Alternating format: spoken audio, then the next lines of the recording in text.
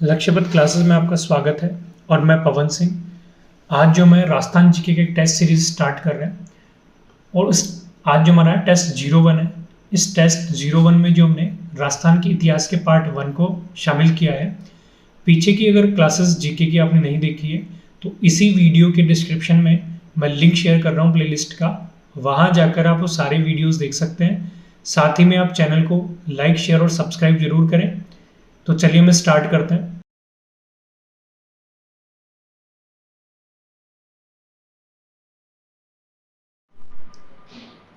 लक्ष्यपथ classes में फिर से आपका स्वागत है और आज जो मैं राजस्थान जीके का टेस्ट सीरीज स्टार्ट कर रहे हैं और इस टेस्ट सीरीज में है आज हमारा राजस्थान इतिहास का टेस्ट 01 है। इस टेस्ट 01 में हम राजस्थान इतिहास का पार्ट 1 शामिल कर रहे हैं जो कि हमारी क्लासेस 1 से लेकर 6 तक है। उसमें है शिलालेख, आपके तामपत्र, सिक्के, पुरालेख सामग्री, राजस्थान के प्रमुख इतिहासकार और राजस्थान के प्रमुख संग्रहालय। इन सभी टॉपिक से रिलेटेड जो भी महत्वपूर्ण या इंपॉर्टेंट क्वेश्चंस हैं वो हम इसमें शामिल करेंगे। तो चलिए हम स्टार्ट करते हैं। सबसे पहले जो है शिलालेख, और शिलालेख से जो संबंधित इंपॉर्टेंट क्वेश्चंस हैं वो हम देखते हैं। पहला जो क्वेश्चन है, राजस्थान का सबसे प्राचीन शिलालेख कौन सा है? राजस्थान में सबसे प्राचीन शिलालेख कौन सा है? तो इसका आंसर है बड़ली का शिलालेख अजमेर। 1483 ईस्वी पूर्व में लिखा गया है, प्राप्त हुआ बड़ली का शिलालेख अजमेर, राजस्थान का सबसे प्राचीन शिलालेख। सेकंड क्या है, राजस्थान द्वितीय शब्द का प्रयोग किस शिलालेख में हुआ? तो राजस्थान द्वितीय शब्द का प्रयोग जो है इसका आंसर है बसंतगढ़ शिलालेख सिरोही में हुआ। इसके बाद क्वेश्चन है अपने पास थर्ड, शिलालेख किस शिलालेख में मौर्य वंश का राजस्थान से संबंध प्रमाणित होता है? ऐसा कौन सा शिलालेख है जिसमें मौर्य वंश का राजस्थान से संबंध है, ये प्रमाणित होता है? तो इसका आंसर है कर्णसभा शिलालेख कोटा। कर्णसभा शिलालेख कोटा में राजस्थान मौर्य वंश का राजस्थान से संबंध स्थापित होता है। इसके बाद है किस शिलालेख में 93 संस्कृत के 93 पद्य है? तो वो इसका आंसर है बिजोलिया शिलालेख भीलवाड़ा। बिजोलिया शिलालेख भीलवाड़ा में 93 संस्कृत के पद्य लिखे हुए हैं।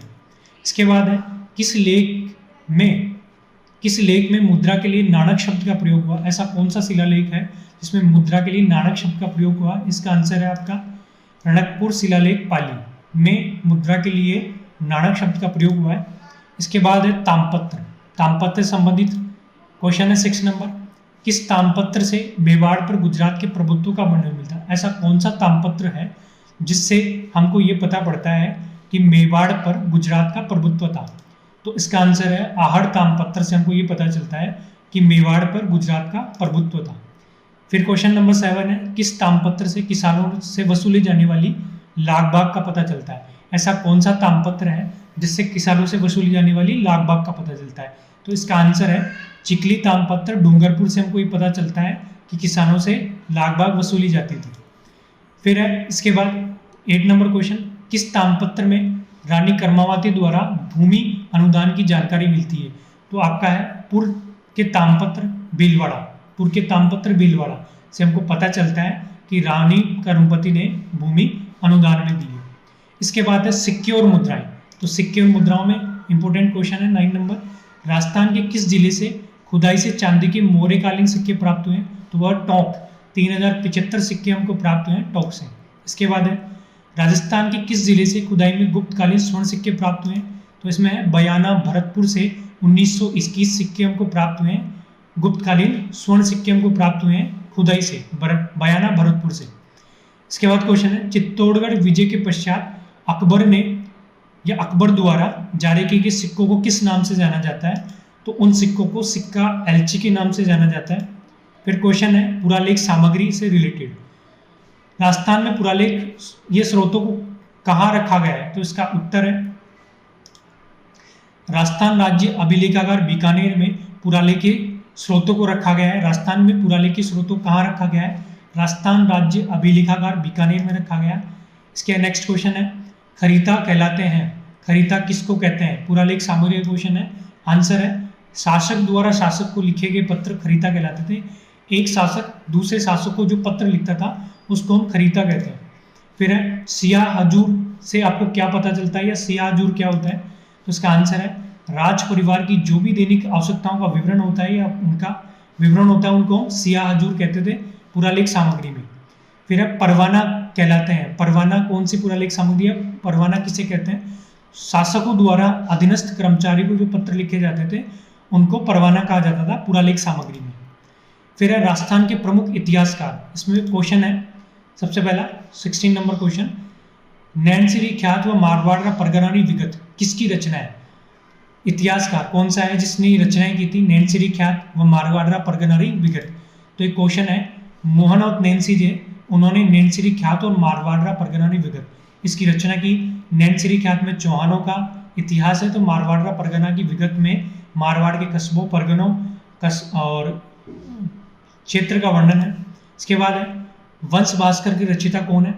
वंश भास्कर की रचयिता कौन है? इसका उत्तर है सूर्यमल मिश्रण वंश भास्कर की रचयिता है। क्वेश्चन नंबर किसके 18 है, किसके प्रयास से शारदा एक्ट पारित हुआ? किसने प्रयास किया शारदा एक्ट को पारित करवाने के लिए? तो हरविलास शारदा इतिहासकार थे जिन्होंने शारदा एक्ट को पारित करने के लिए प्रयास किया।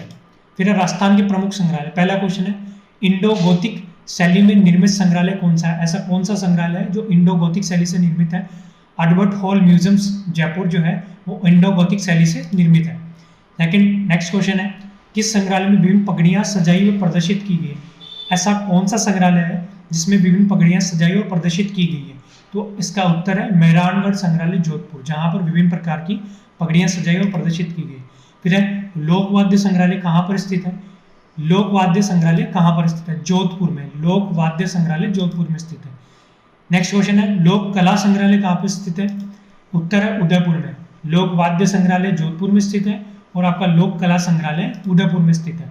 इसके बाद है संग्रहालय में गांधी जी के निजी उपयोग में लाई गई जाने वाली वस्तुएं कहाँ पर रखी हुई है? इसका उत्तर है चित्तौड़गढ़ संग्रहालय में रखी हुई। गांधी जी के निजी उपयोग में लाई जाने वाली वस्तुएं चित्तौड़गढ़ संग्रहालय में रखी हुई है। इसके बाद नेक्स्ट क्वेश्चन है चूरू में कौन सा संग्रहालय स्थित है? तो लोक संस्कृति शोध संस्थान चूरू में स्थापित है। लोक वाद्य संग्रहालय जोधपुर में, लोक कला संग्रहालय उदयपुर में, लोक संस्कृति शोध संस्थान आपका चूरू में स्थापित है। सबसे पहला युद्ध संग्रहालय राजस्थान में कौन सा है? तो युद्ध संग्रहालय जैसलमेर सबसे पहला राजस्थान में युद्ध संग्रहालय है। फिर विगत पीछे की जो एग्जाम्स हैं उनमें जो भी इंपॉर्टेंट क्वेश्चंस पूछे गए हैं उनको भी हम इस सीरीज में शामिल कर रहे हैं, तो उनको भी हम देखते हैं। सबसे पहला जो है अपने पास कीर्ति स्तंभ प्रस्तुति की रचना किसने की? तो इसका उत्तर है कीर्ति स्तंभ प्रस्तुति की रचना कवि अत्रि व महेश ने की है। उसके बाद है अभिलेख जो प्राचीन राजस्थान में भागवत संप्रदाय की पुष्टि करता है। ऐसा कौन सा अभिलेख है जो प्राचीन राजस्थान में भागवत संप्रदाय संकर्षण और वासुदेव की पूजा का वर्णन जिसमें मिलता है? वो है आपका गोसुंडी अभिलेख चित्तौड़गढ़।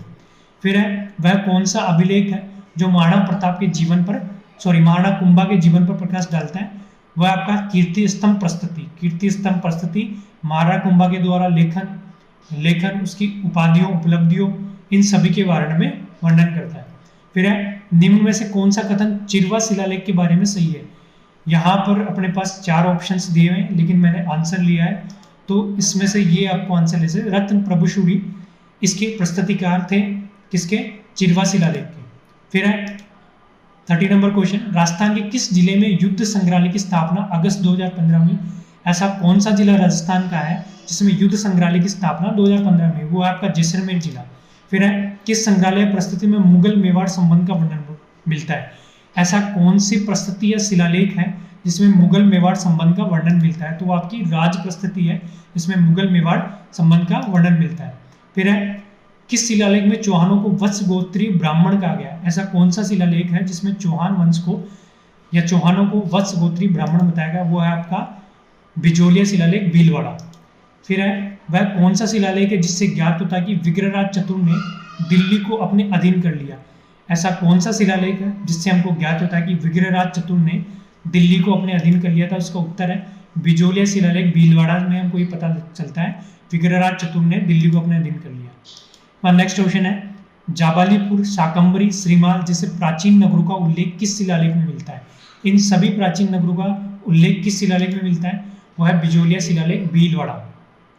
यहाँ पे भीलवा लिख दिया, यहाँ पे भीलवाड़ा रहेगा।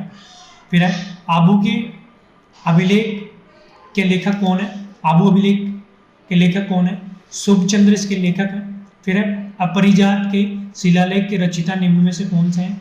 अपरिजात का जो शिलालेख है उसके रचिता कौन है? दामोदर, उसको ठीक है, दामोदर उसके रचिता है। ठीक है, यहाँ पे दामोदर लिखा हो, दामोदर उसके रचिता है। फिर है कौन सा मंडोर के प्रतिहारों के इतिहास की जानकारी देता है? इसमें से कौन सा शिलालेख है? गटियाला अभिलेख है जो मंडोर के प्रतिहारों की जानकारी देता है। फिर है बड़ली का शिलालेख है कि अशोक काल से पूर्व का माना जाता है, कहाँ पर स्थित है? तो अजमेर में स्थित है।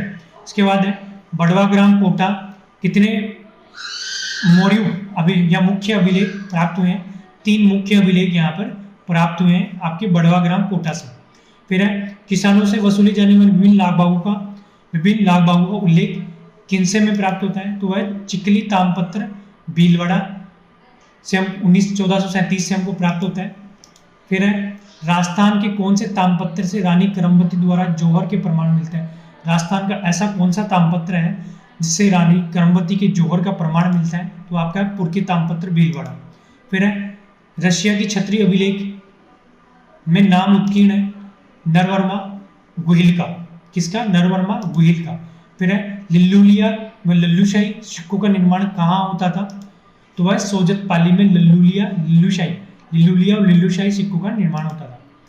इसके बाद है हल्दीघाटी में महाराणा प्रताप संग्रहालय की स्थापना किसके द्वारा की गई? हल्दीघाटी में महाराणा प्रताप संग्रहालय की स्थापना किसके द्वारा की गई? मोहन श्रीमाली के द्वारा की गई। हल्दीघाटी में महाराणा प्रताप संग्रहालय की स्थापना मोहन श्रीमाली द्वारा की गई। मीरा संग्रहालय कहाँ स्थित है? मीरा संग्रहालय आपका उदयपुर में स्थित है। मीरा संग्रहालय आपका उदयपुर में स्थित है। 31,000 रुपया राजस्थान की कौन सी टकसाल में बनता था? 31,000 रुपया आपका कुचामन नागौर जो टकसाल थी वहां से बनता था। इसके बाद है किस मुगल शासन ने चित्तौड़ विजय के उपरांत मेवाड़ से सिक्का एलची जारी की? तो वह आपका अकबर ने मेवाड़ विजय के पश्चात वहां की टकसाल से कौन से सिक्के जारी किए? तो सिक्का एलची कहलाते हैं। ये सिक्का एलची किसने जारी किए? अकबर ने जारी किए। गुड़ियाओं का संग्रहालय कहाँ पर स्थित है? तो जयपुर में स्थित है आपका गुड़ियाओं का संग्रहालय। पोतीखाना संग्रहालय कहाँ स्थित है आपका? वो आपका जयपुर में स्थित है।